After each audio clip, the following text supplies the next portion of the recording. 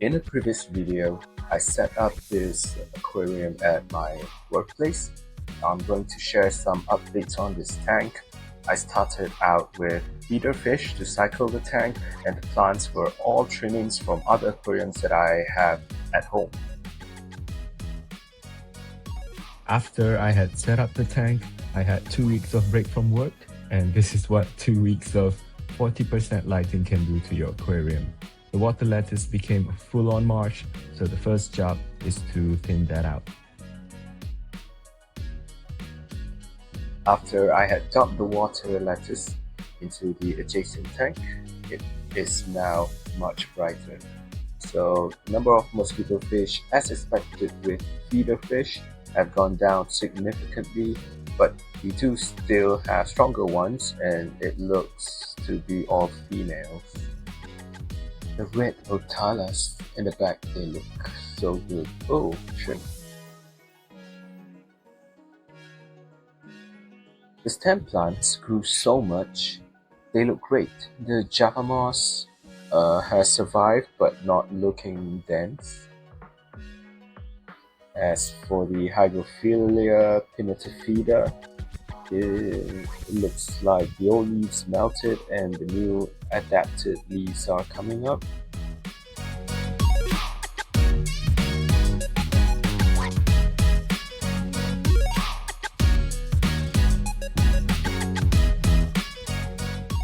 Look at how red the rotala is. It looks so good. Okay, the tank has had a haircut now. It looks neat. And I just noticed some movement in the other tank. That guppy fry must have hitched over with the water lettuce. Can't get this camera focused. Oh no, I did it again. I was out of office for another week.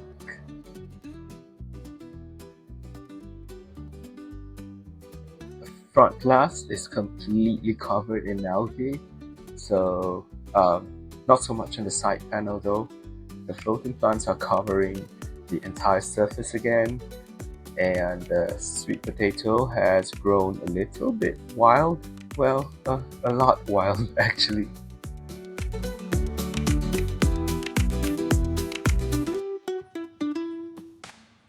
Let's start with removing the sweet potato. The potato part is soft and mushy, so maybe I should throw that out. I just wonder if the stems with some roots can continue growing without the sweet potato body. The potato part, if you know what I mean.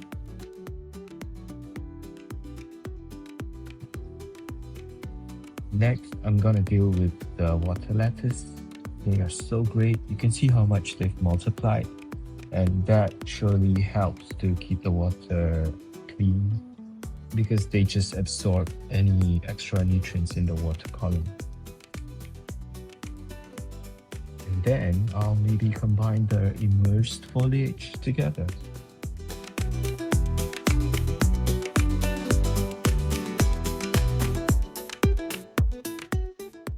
This is philodendron burrow marks. They grow really well hydroponically.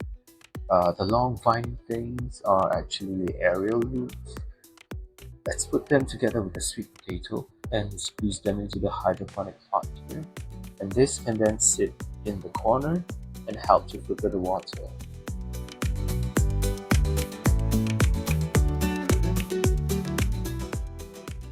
And next, let's get the glass cleaned up. I actually forgot that I have the nano scrubber here.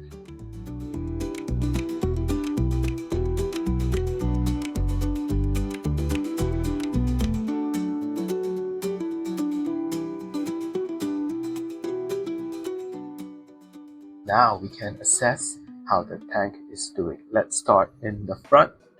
I don't see any of the Hygrophila pinnatifida anymore. The Java moss is still mossing, I guess. Not sure what this stuff is, but let's get rid of it.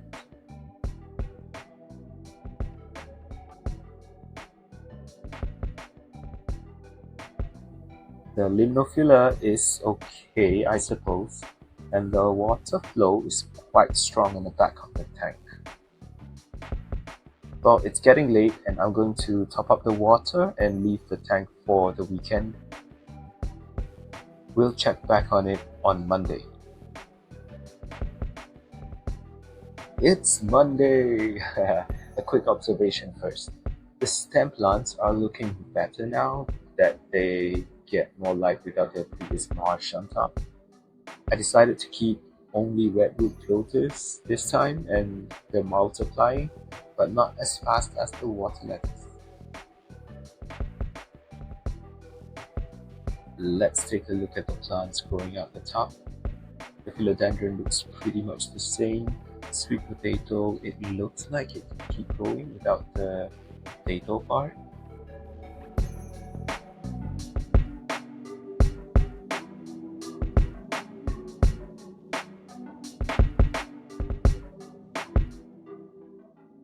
The redwood floaters are spreading as they normally would, although I've had them grow redder, much redder, with long red roots.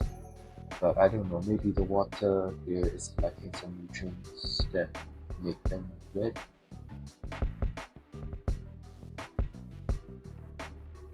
And the Hygrophila pinnatifida that I put on the rocks have definitely all melted off. I don't know, I just don't have any luck with this plant.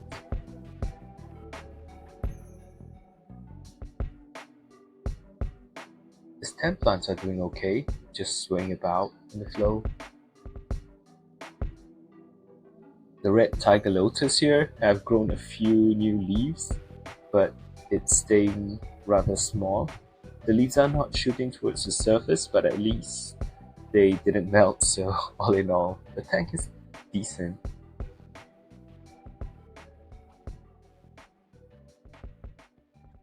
Okay, so I brought 4 autosynclus catfish for my tank at home, and I'm hoping they'll keep the algae levels at a minimum.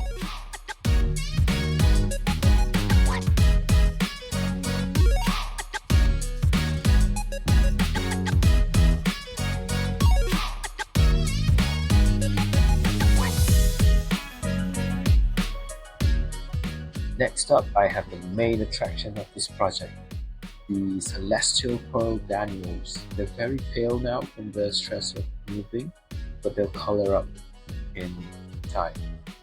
You can see the spots on the body. They will look so good in this tank.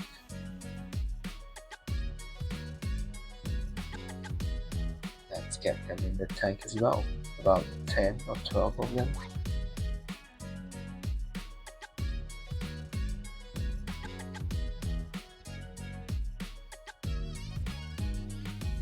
And finally, my young Crebensis. This one is homebred. I hope to someday get a 3rd generation out of this one. We'll see.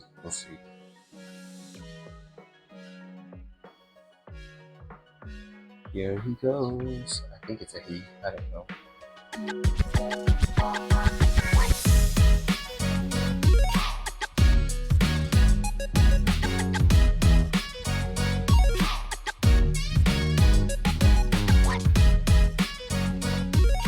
Look at the CPDs swimming together. Mosquito fish can be nippy sometimes, but they're about the same size. They will probably be alright. There's a Crebensis, and it's gone. The autos are still on this side of the tank. Maybe that's the territory they decided to claim. I don't know.